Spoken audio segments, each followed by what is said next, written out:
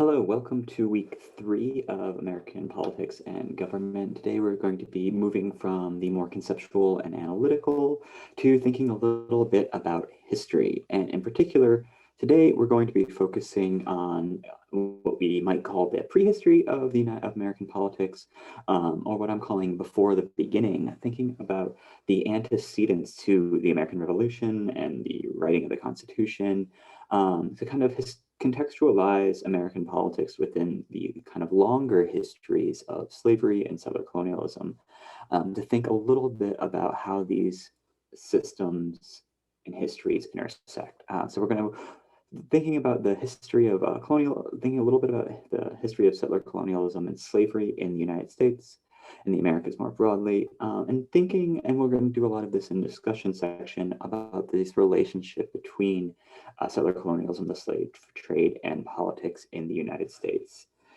And so I'm recording this mini lecture the day after a group of insurrectionists, some people are calling them a mob, other people are calling them, basically laid siege to the Capitol building and occupied it and prevented the United States Congress from completing its constitutionally required mandate of counting and certifying the results of the Electoral College vote.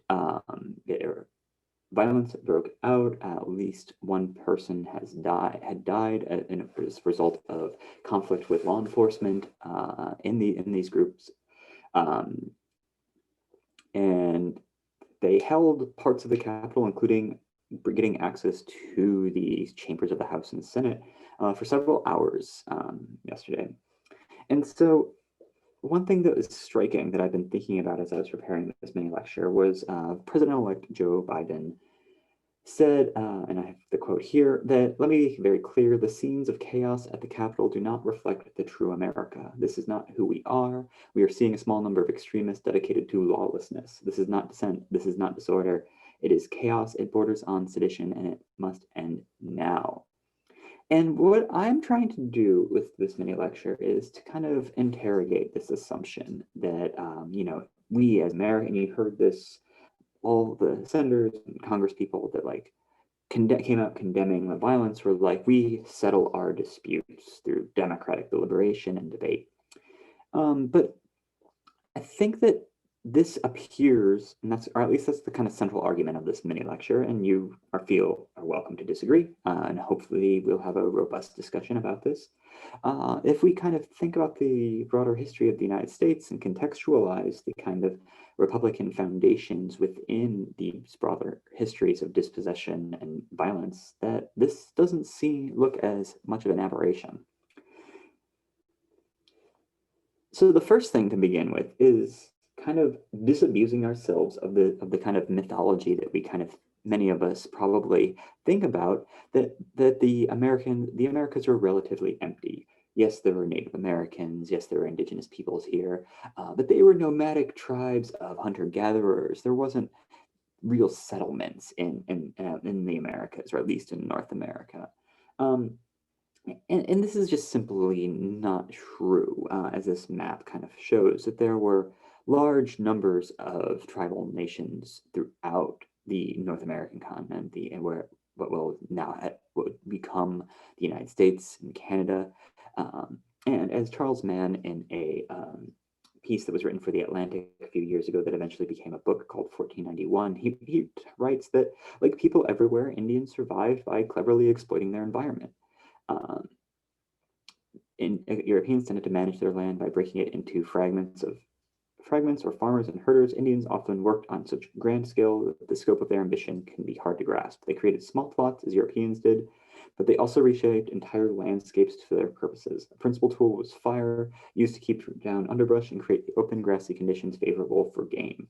There was a complex system of settlement, of agriculture, of interrelations between Native American nations, all kind of prior to the arrival of European colonists. This was not an empty landscape. This was not a handful of hunter-gatherer nomadic tribes hunting buffalo in the plains of the American West.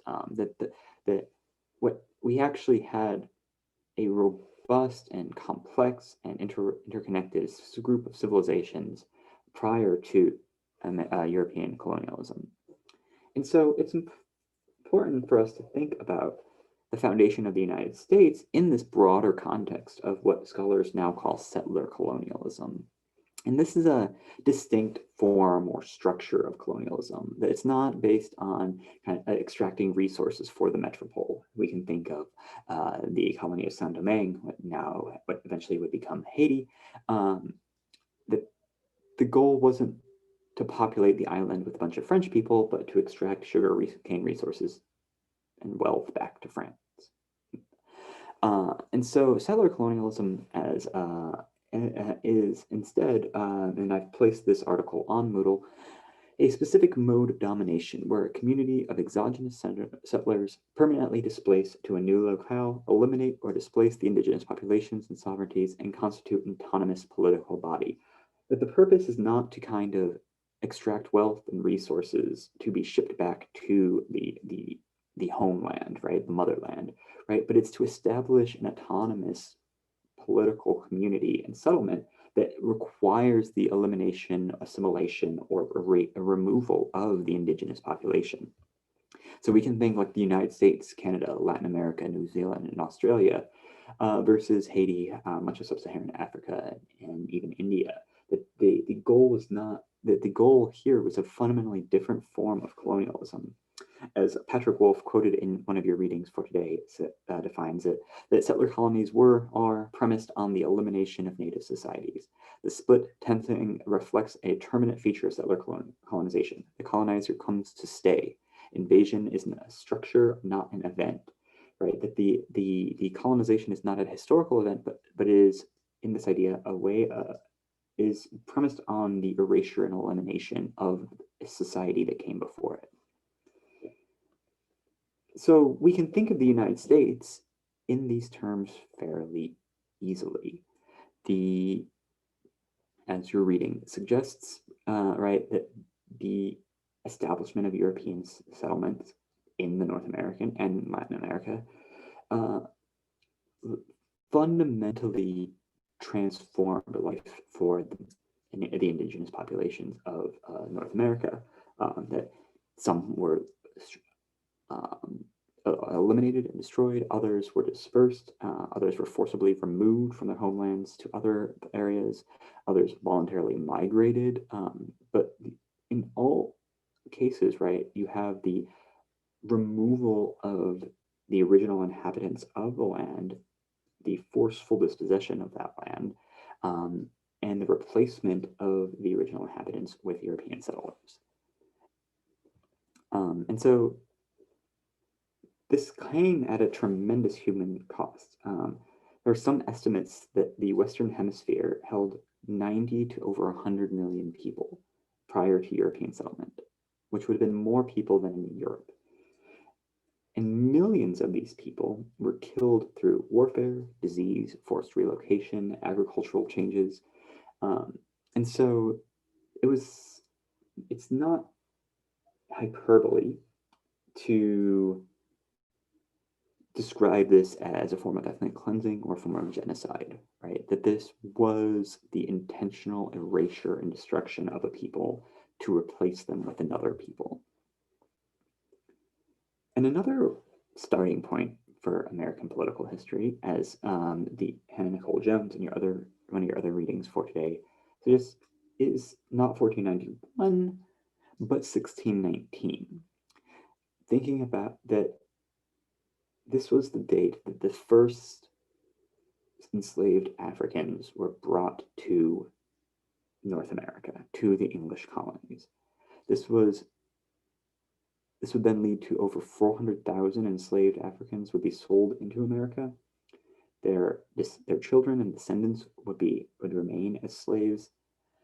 And Hannah Nicole Jones, in this lead article for this special issue of the New York Times Magazine called the 1619 Project, argued that argues that we should date the beginning of American politics to this date, or at least that 1619 is as important as 1776, precisely because we cannot understand the arc of American political history without understanding both the importance of the institution of chattel slavery to the foundation of the American Republic and to its evolution over time, and that we can't understand the United States as a republic, as a democracy, without understanding the unique and pivotal role that Black Americans, the descendants of these enslaved people, played in realizing these democratic goals.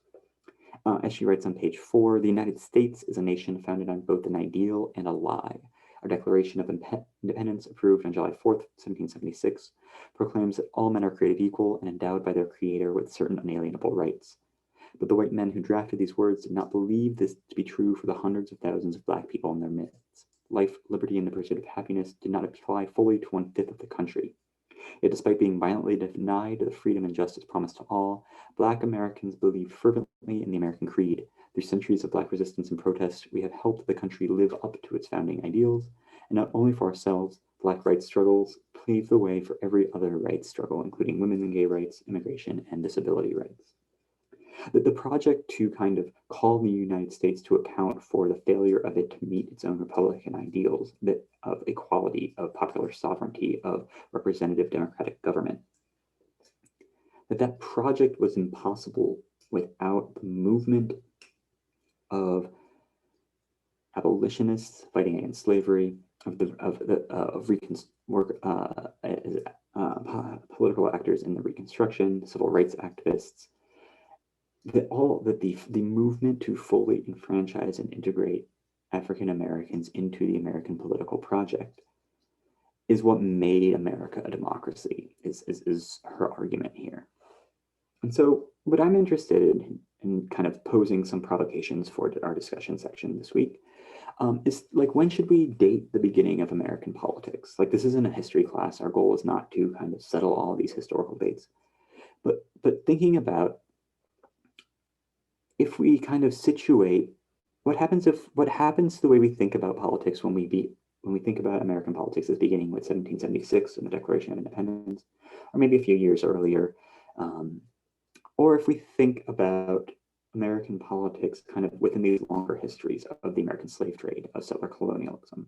And I think a few implications kind of emerge. The first is that we kind of get a better understanding of this ideology of American exceptionalism. And this is a quote from the Charles Mann article, and I've also linked this to the Moodle site, of the ways in which Europeans and European settlers kind of described Native Americans. And this quote suggests here Samuel Eliot Morison, the winner of 2 Pulitzer Prizes, closed his monumental European discovery of America with the observation that Native Americans expected only short and brutish lives, devoid of any hope for the future. In a 1987 high school textbook by 3 well-known historians, that America's before Columbus was empty of mankind and its works, the book explained that the story of Europeans in the New World is the story of creation of civilization where none existed. That we think there's a danger that we think of the United States as kind of emerging out of nothing, right? That it was kind of a bunch of scrappy Europeans found an empty land. They, struggled for a few centuries, and then they eventually declared themselves free. And then that act of self-declaration of freedom is this kind of miraculous event in the history of humankind. But it's proof of like the unique and exceptional purpose and prowess of the United States and its system of government. And this is reinforced by this idea that there were real political societies prior to European settlement, which is just falsehood. The second implication is that it may help complicate the way we think about the justifications for the American Revolution and Constitution in the first place.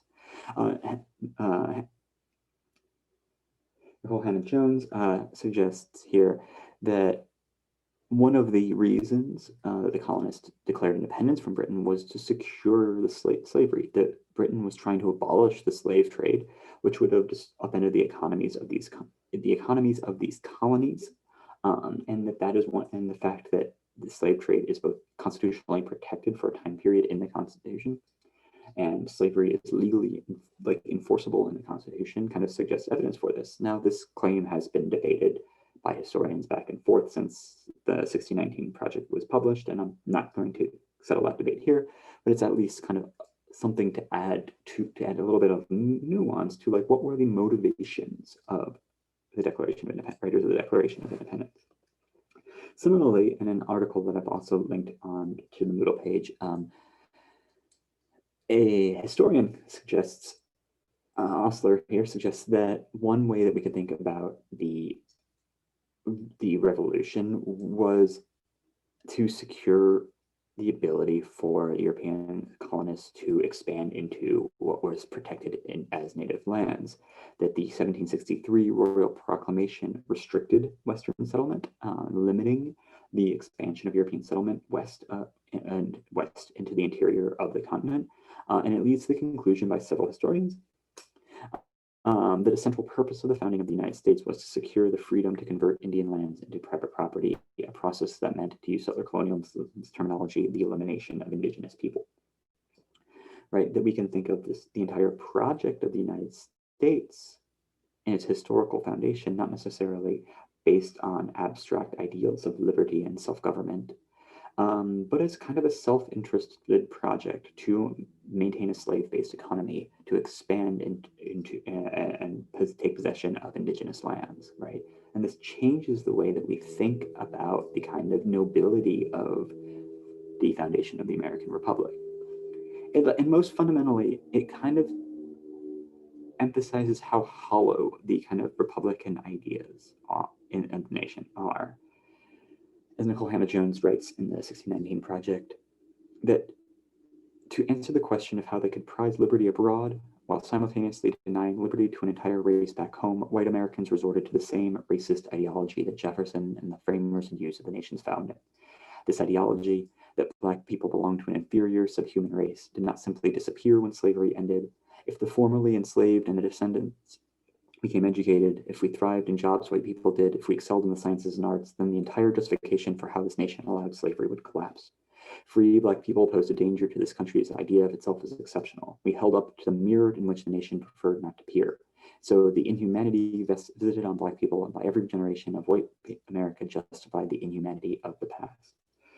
That we shouldn't think of the United States as this kind of slow evolution realization of democratic ideals, but instead as simultaneously making claims about Republican ideals and at the same time, and often using Republican language to defend systems of racial hierarchy, systems of exploitation and subjugation, and that these not only just sit uneasily with each other, but that often the very language of republicanism was invoked in order to justify the continuation of these